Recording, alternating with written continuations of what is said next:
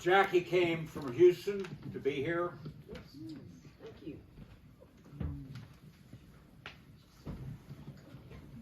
So I'm Jackie Lowe. I'm Susan's cousin, maternal cousin. There were 8 cousins on that side.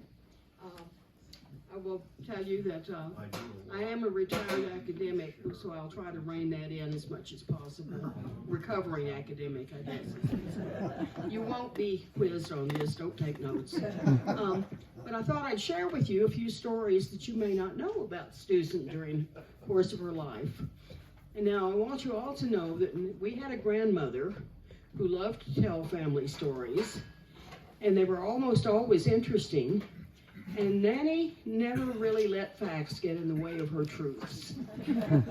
But I think most of what I'm going to tell you is documentable, maybe? Now, I'm also going to start out by saying I'm really annoyed with Susan. She left too soon. We had things yet to do. But one of the things that we shared that we enjoyed doing was sending back and forth to each other examples of egregious errors of grammar, punctuation, vocabulary that appeared in other people's work. We were grammar snobs. My students one year gave me the Grammar Nazi Award. I think Susan may have envied that. But anyway, we both loved words. Scrabble was a blood sport in our family. And the other certain strange genetic trait that we shared was the fact that as we got further along in years, our hair began to change into different colors. Now, this may be, it looks like it's genetic, but I think looking around me, Kathy, where are you too? There may be a contagious element as well. Anyway, just to start with the early childhood, Susan had perhaps the misfortune of being born with ears that were prominently displayed on either side of her head. Now, of the 8 cousins growing up together, children, we were so kind and considerate, and we tormented the hell out of her about her ears and anything else with each other we could find, but that's, you know, the joys of childhood. She got her revenge on me anyway. Shortly, when she was preteen, she had surgery to fix this perceived problem, and when she got the surgery, she also got her ears pierced. A definitively adult procedure. And she outranked me then, although I was 3 years older. Better read my own notes. Our mothers were sisters, as I said. They had a brother, and their family grew up in really very bad circumstances. Their father, a man that everyone loved, but was an alcoholic. There was much uncertainty throughout their lives. And I don't know well, they used to have to go down to stay from time to time at an uncle's ranch in Tilden, Texas. Bet nobody here knows where Tilden is? It's pretty close to Laredo and hell. It's pretty desolate, and the conditions were primitive, to say the least. Anyway, perhaps as a result of their childhood, our mothers grew up into germ-phobic lunatics, which greatly influenced our childhood. I won't tell you all of the examples that were inflicted on us, although Susan and Phil were not allowed to drink water from the bathroom tap, only the kitchen tap. Potato salad could be enjoyed once, but after that it became a level 3 biohazard.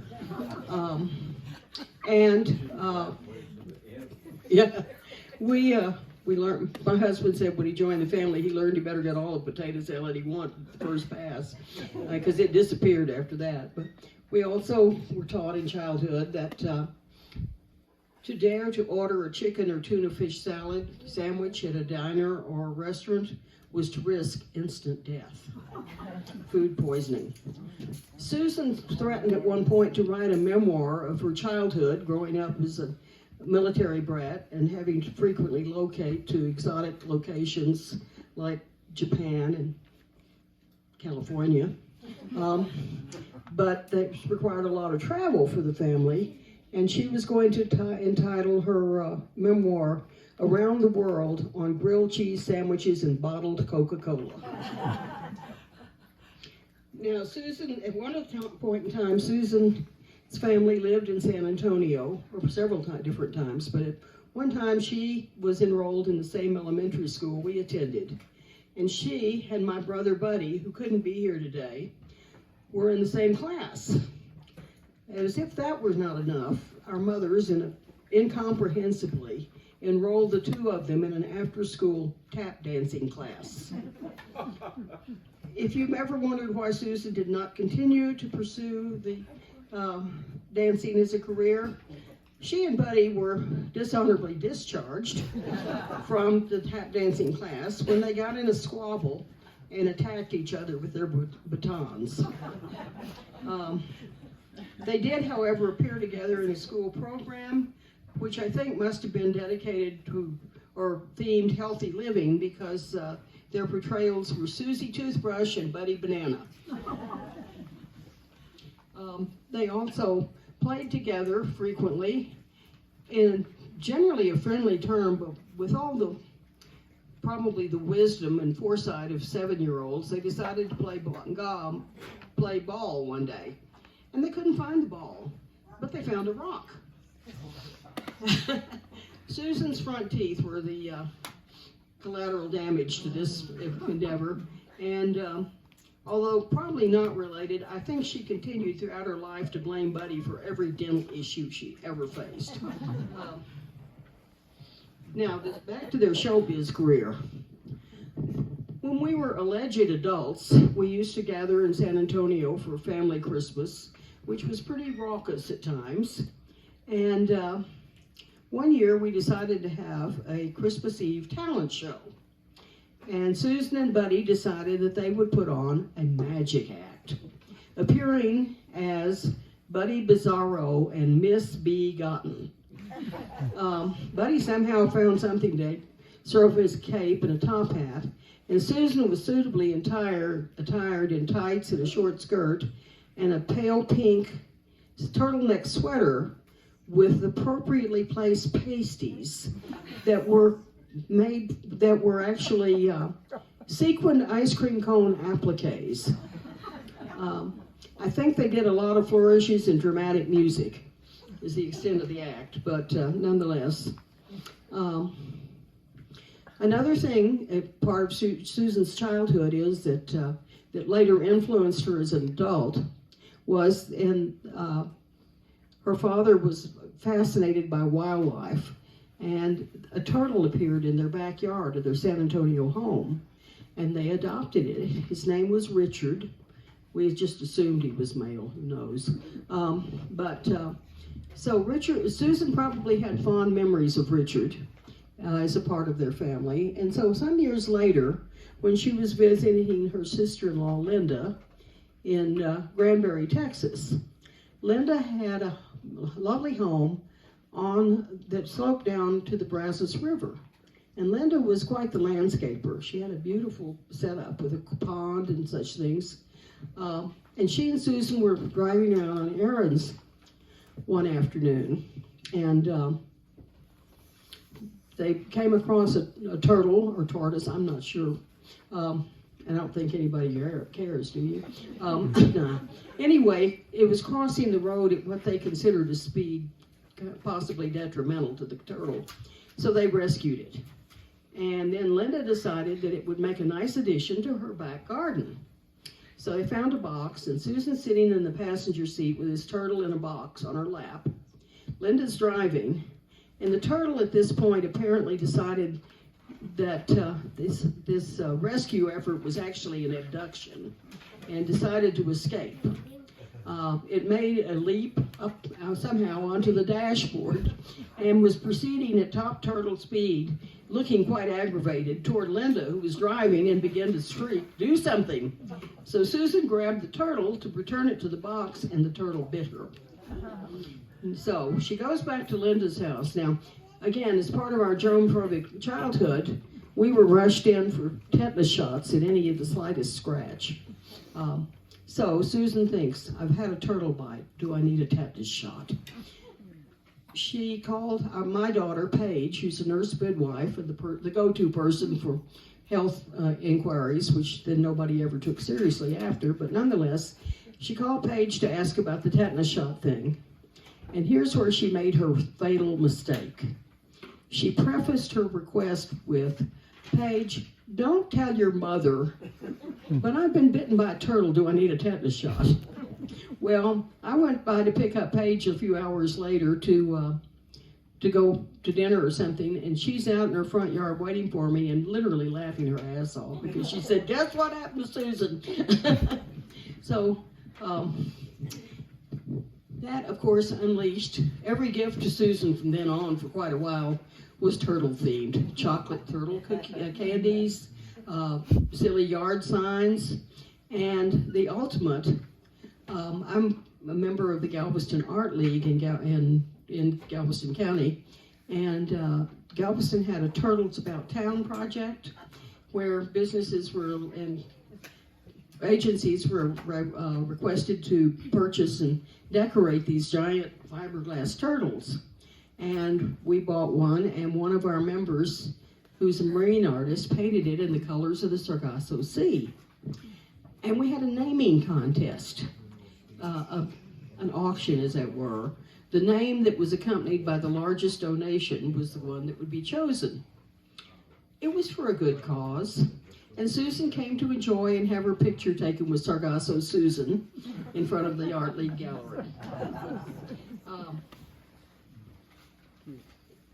She, for one point, she also decided to try and escape the the Colorado winters and spend a few winters in Texas. She'd always honored her Texas roots with a real dedication to seeking out the blooming bluebonnets in the spring, and so she decided to come down and do the winter down there. And she joined the Art League. She liked to be part of the community. She even took a paper mache class. I don't think she finished her project because Susan's hands were more suited for holding a book than a paintbrush or whatever. Anyway, she volunteered at the Art League and the gallery, but one year the Texas weather betrayed her. It was one of our rare freezing days, and she drove to the Art League gallery and she parked nearby under a palm tree. This is Galveston on the coast, we have palm trees. She got out of her car, and just then an icicle fell out of a palm tree and dented her car. She felt it was the ultimate weather betrayal.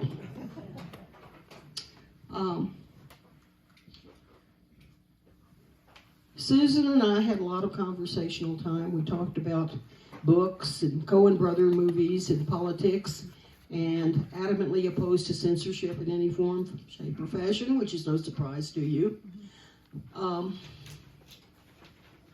And we also, within our family, have a bad habit of laughing out loud at politically incorrect situations that I should not share. Except I'll give you one. Buddy, and then we'll hear from Audrey. yeah, Audrey will get the rest. My brother Buddy and Susan and I, having outgrown our attempts to kill or maim each other as children, took a few road trips together to historical sites. And one of our trips, we went to Nacogdoches, and we visited the Opera House where the Marx Brothers performed, and we visited various sites, and we came across the oldest Methodist church in Texas. And it was a lovely little place in the woods. So we stopped and we were walking around, and this man came out and he said, "Would you like a tour inside? I'm the pastor's husband." Now, let me assure you, the pastor was a woman. This is deep East Texas, okay? But inside the church, which was fascinating, we learned first of all that one of the pastors, the first pastor, had been buried under the present altar, which was a very strange thing.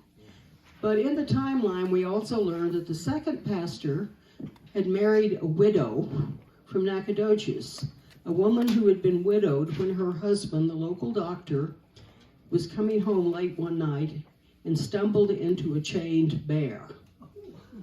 We didn't say, we went through the straight face, but I'll tell you, we damn near choked our laughter when we finally got to the car, because the concept of a chained bear in Nacogdoches was, and death by chained bear was more than we could deal with. Anyway, I think I've said more than enough, and I appreciate your attention, and I appreciate so much that Susan was an important part of my life, as she was in yours.